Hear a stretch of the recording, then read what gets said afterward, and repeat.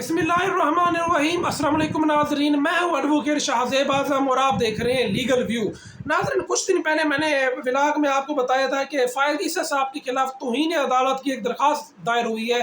तो उस वक्त तो ये रूटीन की कार्रवाई लगती थी कि दरख्वास्त खारिज हो जाएगी, लेकिन अब इसके ऊपर बहुत ही अहम डेवलपमेंट हुई है और ख़ास तौर पर जो हमारा मीडिया है, हमारा जो दूसरी साइड वाला मीडिया जिसमें जियो न्यूज़ और बाकी जो इदारे शामिल हैं जो कि हुकूमत के बहुत ज़्यादा करीब है, उनकी चीखें सुनने के काबिल हैं। तो वो बहुत ज़्यादा इसके ऊपर प्रोग्राम कर रहे हैं। हमारे जो दानिशवर हैं जो वहाँ पे कोर्ट रिपोर्टिंग करते हैं, तो वो भी इसके ऊपर बहुत ज़्यादा अब शोर मचाना शुरू हो गए हैं कि फ़ाइज़ ईसा साहब का जो बचना है वो तकरीबन नामुमकिन हो चुका है। ये नाज़रीन, मैंने आपको पहले बताया था कि फ़ाइज़ ईसा साहब ये वो शख्सियत है जो बहुत ज़्यादा अपने आप को ओवर कॉन्फिडेंट समझते हैं, या बहुत ज़्यादा वो समझते हैं कि मैं शायद बहुत ही पहुँची हुई चीज़ हूँ, या मैं अपने आप को पाकिस्तान के हीरो के लेवल के ऊपर समझते हैं। हालांकि उनके जो अभी स्टैटिक्स आई है जो बंदियार साहब ने जारी की हैं, उन्होंने कुछ साल में कुछ 150 मुकदमा सुने होंगे।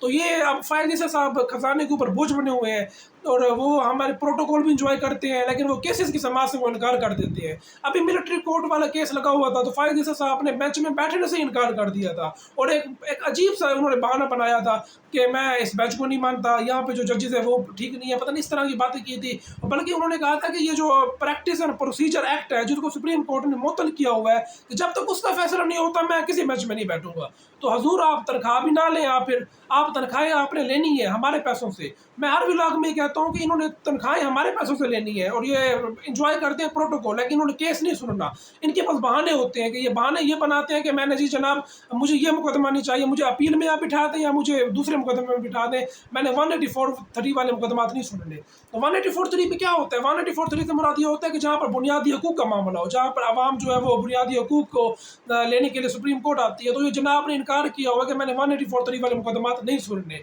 तो ये एक अजीब सी एक रविश है कि या तो भैया आप रिज़ाइन करें, आप सुप्रीम कोर्ट भी ना बैठे। इन्होंने रिज़ाइन भी नहीं करना, पैसे भी लेने हैं, तनख्वाहें लेनी है, मराहत लेनी है और जितने भी इनकी जो तमाम फैसिलिटीज़ हैं वो तमाम लेनी है।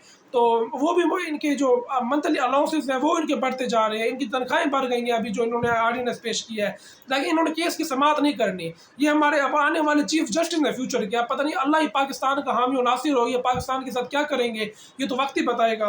तो लेकिन अब फ़ाइज़ ईसा साहब जो ये कुछ एक्स्ट्रा स्मार्ट बन रहे थे जब ये जो केस आया था मिलिट्री कोर्ट्स वाला, इन्होंने केस की समाअत के दौरान ही उठ के चले गए और साथ ही उन्होंने ये कहा, किसी ने एतराज़ भी नहीं किया था कि जज साहब हमें आप पे एतराज़ है आप चले जाएँ, लेकिन ये खुद ही उठ के चले गए थे। इनका जो एतराज़ था वो ये था कि ये जब तक प्रैक्टिस एंड प्रोसीजर एक्ट का फैसला नहीं होता तो मैं केसेस की समाअत नहीं करूँगा। अब प्रैक्टिस एंड प्रोसीजर एक्ट क्या है? प्रैक्टिस एंड प्रोसीजर एक्ट जो हमारी शहबाज शरीफ साहब की जो हुकूमत है, जो कि हमारे ऊपर मुसल्लत की गई है ज़बरदस्ती से, उन्होंने एक एक्ट बनाया है पार्लियामेंट का एक्ट, जिसमें उन्होंने कहा है कि जो केसेस है सुप्रीम कोर्ट के वो 3 रुकनी कमेटी डिसाइड करेगी, जिसमें चीफ जस्टिस और नेक्स्ट मोस्ट सीनियर 2 जजेस जो होंगे वो कमेटी का हिस्सा होंगे।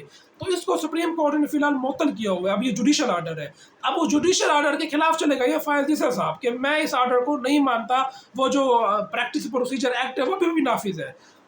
तो अब ये फ़ाइज़ ईसा साहब ने पता नहीं कौन सी जूरिस्प्रूडेंस पढ़ी हुई है, जूरिस्प्रूडेंस के वो पता नहीं किस कानून में उन्होंने देख लिया कि भाई ये जो जब तक चाहे सुप्रीम कोर्ट ने मुअत्तल कर दिया वो अभी भी एग्जिस्ट करता है वो चीज़। लेकिन अब फ़ाइज़ ईसा साहब को मुझे लगता है इसके लेने के देने तो पड़ेंगे और साथ ही उन्होंने अपने जो दूसरे हमारे जज साहब हैं माशाल्लाह से वो भी बहुत पहुंची हुई शख्सियत है, तारिक मसूद साहब, तो वो भी उनके नक्शे कदम पर है, जैसे ईसा साहब कहते हैं वो भी वैसे चल पड़ते हैं। तो ये वो और ये दोनों साहिबान जो है सुप्रीम जुडिशल काउंसिल के मेंबर है।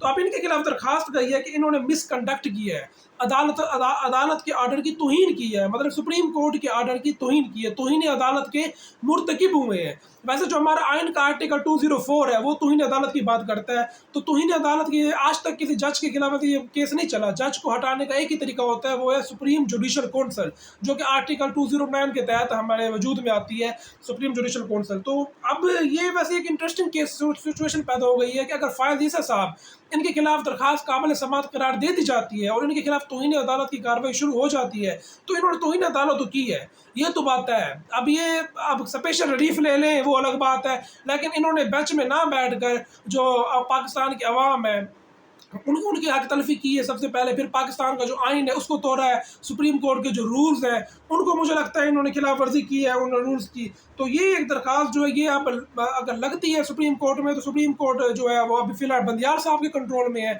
तो बंदियाल साहब देखें इसका क्या फ़ैसला करते हैं। अगर फ़ायद ईसा साहब को डिस्क्वालीफाई कर दिया जाता है नायल, तो वो किसी भी पब्लिक ऑफिस होल्डर के लिए नायल हो जाएंगे, और जो सुप्रीम कोर्ट का जो जज है वो भी एक पब्लिक ऑफिस होल्डर होता है। तो आप देखें कि ये इंटरेस्टिंग सिचुएशन बन जाएगी कि वो सुप्रीम कोर्ट के जज बनने से भी नायल होते हैं या नहीं होते। वैसे ये एक लॉन्ग लास्टिंग डिबेट है, तो इसमें देखना होगा। लेकिन ये है कि फ़ायद ईसा साहब का अब एक तरह से फंस ज़रूर चुके हैं वो, अब उनके खिलाफ कार्रवाई होगी, या तो वो बरी हो जाएंगे, या जो इनके खिलाफ दरखास्त है वो नाकाबिल समाअत करार दी जाएगी, या फिर ये है कि वो केस काबिल समाअत करार देगी, कार्रवाई शुरू की जाएगी। तो ये अब बंदियाल साहब को देखना होगा कि वो किस किस्म का बेंच बनाते हैं, किस किस्म की वो आए कि वो सुप्रीम कोर्ट का फुल कोर्ट पे बनाते हैं या क्या इसमें, क्योंकि इस तरह का केस पहले कभी नहीं आया, हमारे पास ऐसा कोई प्रेसिडेंट मौजूद नहीं है। तो अब ये देखने वाली चीज़ होगी। तो नाज़रीन देखते हैं कि जब ये केस समाअत के लिए मुकर्रर होगा तो इसको हम मज़ीद डिस्कस करेंगे। मुझे मेरी अगली आने वाली वीडियो तक के लिए इजाज़त दीजिए।